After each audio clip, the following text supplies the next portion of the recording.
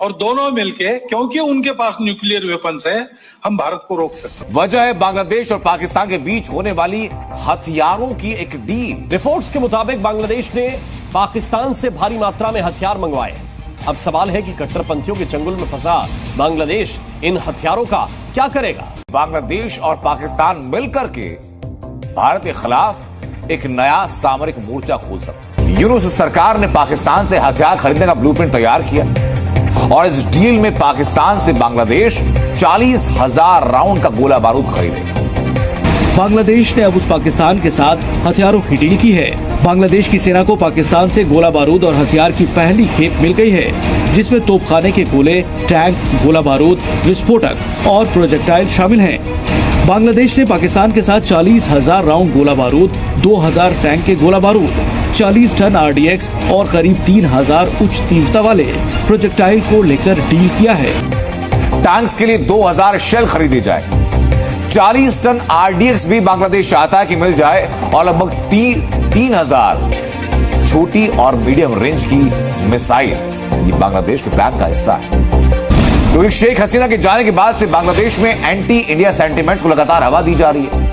Demand ये की जा रही है कि पाकिस्तान की मदद से बांग्लादेश एक परमाणु पावर बने। इस डिमांड की रियलिटी क्या है और क्या वाकई पाकिस्तान की मदद से बांग्लादेश एक परमाणु शक्ति बन सकता है? 2 महीने पहले संघ प्रमुख मोहन भागवत ने बताया कि बांग्लादेश में एंटी इंडिया नैरेटिव को बढ़ाया जा रहा है और संघ प्रमुख के इस आकलन के 4 दिन बाद बांग्लादेश से आया परमाणु शक्ति बनने वाला दावा। इस दावे को कुछ लोगों ने जुबानी जमा खर्च माना, लेकिन 2 दिन पहले एक जहाज कराची से ढाका पहुंचा और इस जहाज के आने के पहले ही यूनुस सरकार ने नीतियों में बदलाव किया। यूनुस सरकार ने निर्देश जारी किए, कुछ कार्गो शिप की फिजिकल जांच नहीं होगी। जिन कार्गो शिप को जांच से दूर रखा जाएगा, उनकी जानकारी पहले से बंदरगाह अथॉरिटी को दी जाएगी। और नियमों में इसी बदलाव की वजह से पाकिस्तान से आए कार्गो शिप की फिजिकल चेकिंग नहीं हुई। इसी वजह से सवाल उठे, क्या इस जहाज के जरिए पाकिस्तान से बांग्लादेश को हथियार भेजे गए?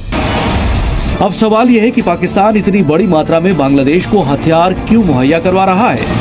ये बात पूरी दुनिया जानती है कि पाकिस्तान आज तक इन हथियारों का इस्तेमाल आतंकवाद को बढ़ावा देने के लिए करता है। अब सवाल ये भी है कि जो पाकिस्तान खुद पाई को मोहताज हो, जो पाकिस्तान खुद ड्रैगन के हथियार के भरोसे हो, उस पाकिस्तान के पास बांग्लादेश को देने के लिए इतने सारे हथियार कहां से आए। वहीं दूसरी तरफ बांग्लादेश में अराजकता का आलम है। कठपुतली सरकार कट्टरपंथियों की गुलाम है।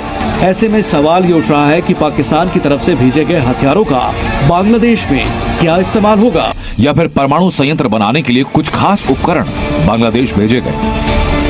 हालांकि एक मत ये भी कि बांग्लादेश में तख्ता पलट के दौरान जो हिंसा हुई, उसमें कई जगह थानों, पैरामिलिट्री फोर्स के हेडक्वार्टर और स्पेशल सर्विसेज के हेडक्वार्टर से भी हथियार लूटे गए और उन्हीं हथियारों की भरपाई के लिए यूनुस सरकार पाकिस्तान से नए हथियार ले रही है। लेकिन जिस तरह बांग्लादेश में कट्टरपंथ और अस्थिरता बढ़ रही है, उसके बाद भारी हथियारों की डील से इनकार नहीं है। बांग्लादेश भले ही पाकिस्तान को मजबूत सामरिक पार्टनर माने, वो इस मुगालते में हो कि पाकिस्तान उन्हें न्यूक्लियर पावर बना देगा। काश कि बांग्लादेश में बैठी जनता कट्टरपंथियों की बजाय कंगाल पाकिस्तानियों की सुन, तो बांग्लादेश अगला पाकिस्तान बनने से बच जाए। वरना आज जो हालात इस्लामाबाद में हैं, ठीक वैसे ही हालात ढाका में भी नजर आए। इस बात में भी कोई दो राय नहीं कि पाकिस्तान के भेजे हथियार बांग्लादेश के कट्टरपंथियों के हाथों में ही जाएंगे, जिसका इस्तेमाल बांग्लादेश के कट्टरपंथी भी पाकिस्तान की ही तरह करेंगे। ऐसे हथियारों की मदद से पाकिस्तान में अल्पसंख्यकों पर अत्याचार होता है, तो क्या अब इन हथियारों का इस्तेमाल कर बांग्लादेश में भी अल्पसंख्यकों को निशाना बनाया जाएगा? सपने देखना कोई बुरी बात नहीं है, लेकिन पाकिस्तान की सरकार अपनी हैसियत से ज्यादा बड़े सपने देख रही है। जिस पाकिस्तान के लिए खुद का पेट भरना समस्या है, वो अब बांग्लादेश को न्यूक्लियर पावर बनाने के दावे कर रहा है। जी हाँ, जो खबरें सामने आ रही हैं, उनसे पता चला है कि पाकिस्तान की मदद से बांग्लादेश परमाणु शक्ति बनना चाहता है। यहां परमाणु शक्ति का मतलब न्यूक्लियर एनर्जी नहीं है, क्योंकि बांग्लादेश पहले ही भारत और रूस की मदद से रूपपुर में अपना पहला न्यूक्लियर पावर प्लांट तैयार कर रहा है। साल 2025 तक इस परमाणु पावर प्लांट के शुरू होने की उम्मीद भी है। यानी इससे बिजली मिलने लगेगी। लेकिन कुछ दिनों पहले बांग्लादेश में परमाणु बम बनाने की चर्चा शुरू हुई है। इसमें दावा किया गया था कि बांग्लादेश को पाकिस्तान से मदद मिल सकती है। सबसे पहले ढाका यूनिवर्सिटी के एक प्रोफेसर ने पाकिस्तान से परमाणु हमला करने वाली मिसाइलें लेकर भारत बांग्लादेश सीमा पर तैनात करने की बात की थी।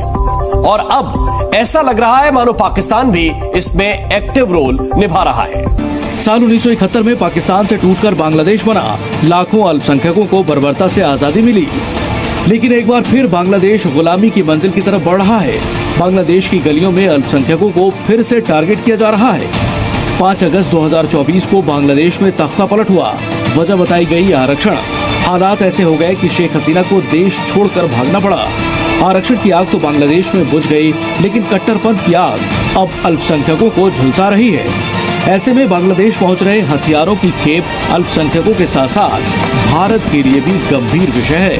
IMF जैसे संगठन पाकिस्तान को आवाम की भलाई के लिए आर्थिक मदद देते हैं और पाकिस्तान उन पैसों का इस्तेमाल दहशत फैलाने के लिए करता है। दहशतगर्द पाकिस्तान की नजर अब बांग्लादेश पर है। रिपोर्ट्स के मुताबिक बांग्लादेश ने पाकिस्तान से भारी मात्रा में हथियार मंगवाए हैं। अब सवाल है कि कट्टरपंथियों के चंगुल में फंसा बांग्लादेश इन हथियारों का क्या करेगा। पाकिस्तान मजहब और दहशत की बुनियाद पर बना एक ऐसा मुल्क जो बदकिस्मती से हिंदुस्तान का पड़ोसी है। पाकिस्तान की एक और पहचान है उसकी गुर्बत। जरा सोचिए, कर्ज के दलदल में कंठ तक डूबा पाकिस्तान क्या किसी मुल्क के लिए सहारा बन सकता? हाँ तो गाइस, जैसा कि आपने सुना कि पाकिस्तान और बांग्लादेश में हाल ही कुछ टाइम पहले जब शेख हसीना वाजिद की हुकूमत का तख्ता पलटा गया तो उसमें एक डील साइन हुई थी कि जो पाकिस्तान से हथियार लिए जाएंगे और इंडिया को जो है वो बांग्लादेश को डिफेंड किया जाएगा और इंडिया के अगेंस्ट यूज़ किए जाएंगे। तो इस चीज़ को लेके कुछ इंडियन मीडिया और कुछ इंडिया के जो लोग हैं वो उनको ये बात हजम नहीं हो रही कि ऐसे कैसे हो सकता है कि बांग्लादेश जो एक टाइम पे इंडिया का दोस्त था आज पाकिस्तान का दोस्त बन गया। तो इंडियन मीडिया जो है वो चिल्ला रहा है कि पहले तो हमारे हाथ से नेपाल, श्रीलंका, मालदीव्स और म्यांमार जैसे कंट्री चले गए, तो अब हमारे हाथ से जो एक हमारा दोस्त था बांग्लादेश वो भी हमारे हाथ से चला गया। तो अपनी राय का जो इजहार कमेंट बॉक्स में ज़रूर करें। वीडियो अच्छी लगे लाइक करें, शेयर करें। चैनल पे पहली बार है इस तरह की रोज़ वीडियो देखने के लिए चैनल को सब्सक्राइब करें। नेक्स्ट वीडियो मिलती है, इजाज़त दीजिए। अल्लाह हाफिज़।